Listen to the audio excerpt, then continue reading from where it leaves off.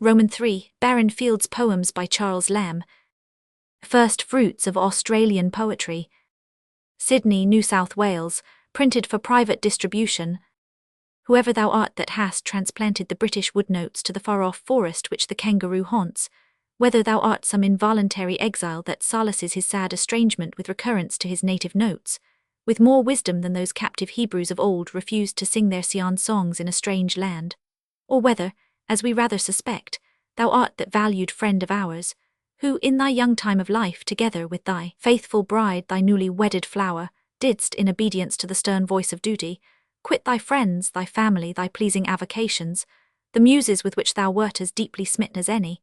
We believe in our age and country, to go and administer tedious justice in inauspicious unliterary Thiefland 38, we reclaim thee for our own, and gladly would transport thee back to thy native fields, and studies congenial to thy habits.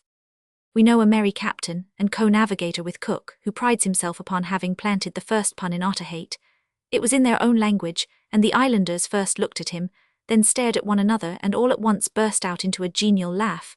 It was a stranger, and as a stranger they gave it welcome.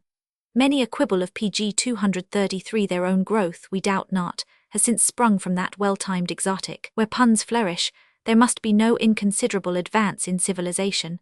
The same good results we are willing to augur from this dawn of refinement at Sydney. They were beginning to have something like a theatrical establishment there, which we are sorry to hear has been suppressed. For we are of opinion with those who think that a taste for such kind of entertainments is one remove at least from profligacy, and that Shakespeare and Gay may be as safe teachers of morality as the ordinary treatises which assume to instill that science. We have seen one of their play-bills, while the thing was permitted to last, and were affected by it in no ordinary degree, particularly in the omission of the titles of honour, which in this country are condescendingly conceded to the players. In their dramatis person Jobson was played by Smith, Lady Loverell Jones, Nell Wilkinson, gentlemen and lady performers alike curtailed of their fair proportions. With a little patronage we prophesy that in a very few years the histrionic establishment of Sydney would have risen in respectability, and the humble performers would, by tacit leave or open permission, have been allowed to use the same encouraging affixes to their names, which dignify their prouder brethren and sisters in the mother country. What a moral advancement, what a lift in the scale, to a Braham or a Stevens of New South Wales, to write themselves Mr. and Miss. The king here has it not in his power to do so much for a commoner, no, not though he dub him a duke. The first fruits consist of 2 poems. The first celebrates the plant Epicris grandiflora, but we are no botanists, and perhaps there is too much matter mixed up in it from the Midsummer Night's Dream to please some readers. The thefts are indeed so open and palpable that we almost recur to our first surmise, that the author must be some unfortunate wight, sent on his travels for plagiarisms of a more serious complexion. But the old matter and the new blend kindly together, and must, we hope, have proved right acceptable to more than one.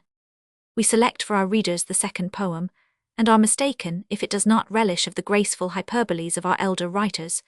We can conceive it to have been written by Andrew Marvell, supposing him to have been banished to Botany Bay, as he did, we believe, once meditate a voluntary exile to Bermuda. See his fine poem, Where the Remote Bermudas Ride. Mixtunc genus prolesque biformis, Virg. N. Roman 6. 39. The Cygnus niger of Juvenal is no rara avis in Australia, and time has here given ample proof of the ornithorhynchus paradoxus. Barron Field's note.